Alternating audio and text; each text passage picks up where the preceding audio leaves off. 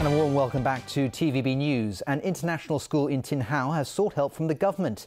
The lease for the school's building will expire in July, and the landlord told them earlier that it will not be renewed. But today, the landlord said it's considering the school's request for a lease renewal.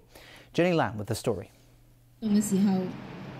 Parents of students at International Montessori School's Tin Hau campus asked the government for help this morning to solve the problem. It does not enable the school and its teacher and its administrator to focus on what's most important, which is to educate our children and to contribute to Hong Kong. The landlord of the school's building, the Hong Kong Construction Association, said in a statement today that it had written to the school in July 2012 that the leases will not be renewed once it expires this coming July. About 350 kindergarten and primary school students will be affected if the Tin Hau campus closes down, and the school would prefer to stay in Tin Hau. The continuity for the children, obviously that would be ideal. I mean, there are some children here who have moved 3 or 4 times in their time at IMS. What we would like is to bring everybody to the table so that we can discuss and figure out what the best solution is going forward. Legislators who sympathise with their plight say there is already a shortage of international school places in Hong Kong, and this school deserves help. Secretary for Education Eddie Ng says while the government cannot force the landlord to sign a new lease, it can take back the land if it is no longer used for education purposes. And if the International Montessori School needs a temporary school building, the government will offer help as far as possible. International Montessori School has 3 other campuses on Hong Kong Island. Its Tin Hau campus began operation in 2010. Jenny Lam, TVB News. Staying with education now, and according to the Education Bureau, the number of Form 1 students in secondary schools will go down in the next school year. But the government says it has no plan to get rid of any schools because the number of school-aged children is expected to go up again in a few years. Stephanie Choi reports. There are about 5,400 fewer Form 1 students in the current academic year compared with last year, according to government figures. But a secondary school principal we spoke to was concerned the reduction in the number of Form 1 students could mean laying off teachers who are on permanent contracts. He explains that the higher forms will subsequently also be downsized as the children grow up. The decrease in the number of school-aged children leaves teachers worried about losing their jobs.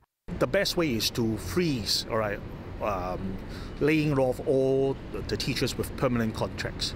Those schools with teachers with permanent contracts, I think they can stay in the school. No matter how many classes the school will open in the coming school years. The Education Bureau expects the number of students in the Form 1 age group will be further reduced by up to 3,000 in the next school year. Secretary for Education Eddie Ng, though, says the government will keep the schools, keep the teachers and keep the strength of Hong Kong's education system. The reduction in the number of Form 1 students, he believes, is just temporary, and the government will do what it can to address the problems. Stephanie Choi, TVB News. The joint chairman of Sun Hung Kai Properties, Thomas and Raymond Kwok, have been slapped with additional charges today. Charges in connection with a corruption case involving former Chief Secretary for Administration, Raphael Hui. The Kwok brothers, Hui, and 2 co-defendants have already been charged with conspiracy to commit misconduct in public office and conspiracy to offer advantages to a public servant. A pre-trial review of the case was held last month. Today, the Secretary for Justice slapped Raymond Kwok with an additional charge of conspiring with Hui, Thomas Kwok, Sun Hung Kai Executive Director Thomas Chan, and former Hong Kong Stock Exchange official Francis Kwan to commit misconduct in public office. It's linked to Hui's alleged acceptance of more than $8.5 million while in office between 2005 and 2007 in return for favoring the property giant and its subsidiaries. The Kwok brothers also face an additional charge of conspiring to offer an advantage to a public servant in connection with the provision of more than $11 million to Hui between 2005 and 2009. The court will hold a 4th pretrial review of that case on March 25th. In other news, the financial secretary will announce his budget for the next fiscal year later this month. There are suggestions that the government should set up a special fund to cope with expenses related to Hong Kong's aging population. Vicky Kung reports. A future fund for Hong Kong. Last year, the government launched a work group that assessed the impact of Hong Kong's aging population on public finances. The task force has already submitted its report to the government. Sources say the upcoming budget will lay out the government's expected revenue and expenditure in future. In the worst-case scenario, expenses will exceed income in 15 years. Fiscal deficit may also become a structural problem because Hong Kong's aging population is bound to contribute less to tax revenue and increase government spending. The budget is expected to suggest that the city should take reference of Australia's Future Fund. The scheme was launched in 2006 to build up reserves that can only be used later. But sources say in the budget speech there will be no mention of the functions of Hong Kong's version of a special fund. But some academics estimate that the government's income took up more than 21% of GDP in the year 2012 and 2013. Meanwhile, government expenditure accounted for only about 18% of GDP. Professor Brian Fong at the Chinese University believes the authorities should provide the public with more reasons to convince them to save up for the future. Fong says the government has fiscal reserves totaling $700 billion and $600 billion of cumulative profits from overseas investments in the exchange fund. He thinks the government should not hint at a potential bankruptcy to deter citizens from supporting more public expenditure. Vicky Kong, TVB News. All right, Tony, I understand Team USA is doing really well at the Olympics. They are, actually. They've just won a few more medals, and we'll talk all about it. And the US did indeed sweep the podium in the men's ski slopestyle today as Josh Christensen soared to gold in the sport's Olympic debut.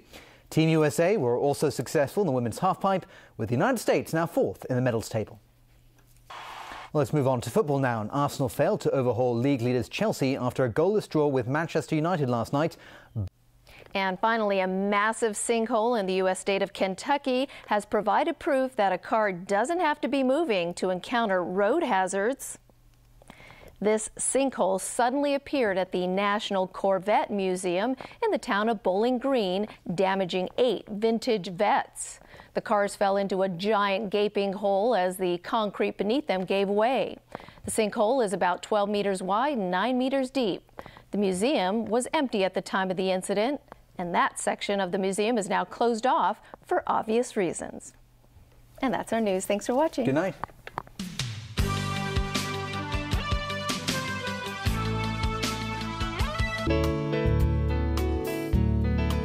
Good evening. It was cloudy to overcast with some rain today. At 5 p.m., the winter monsoon was affecting the South China coast. And today's temperatures range from 8 to 9.8 degrees Celsius, and the relative humidity was between 85 to 99%. The current temperature is now standing at 9 degrees Celsius. 21.4 millimeters of rain has been recorded since midnight, and the cold weather warning is now in force. So, Freddie, how's the weather tomorrow?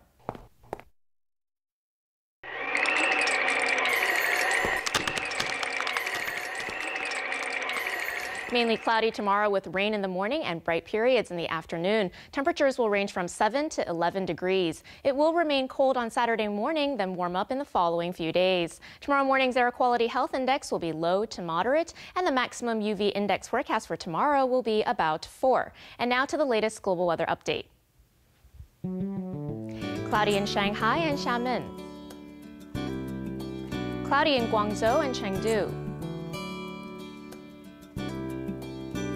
Cloudy in Beijing and Seoul, snow in Tokyo.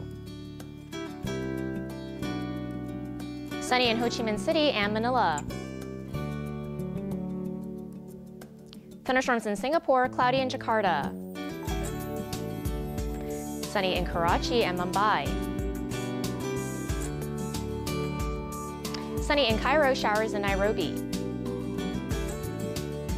Bright in Brisbane and Melbourne, showers in Auckland. Cloudy in Toronto, snow in New York. Showers in Vancouver, sunny in Los Angeles. Rain in London, cloudy in Frankfurt and Zurich. That's the weather. Have a lovely evening.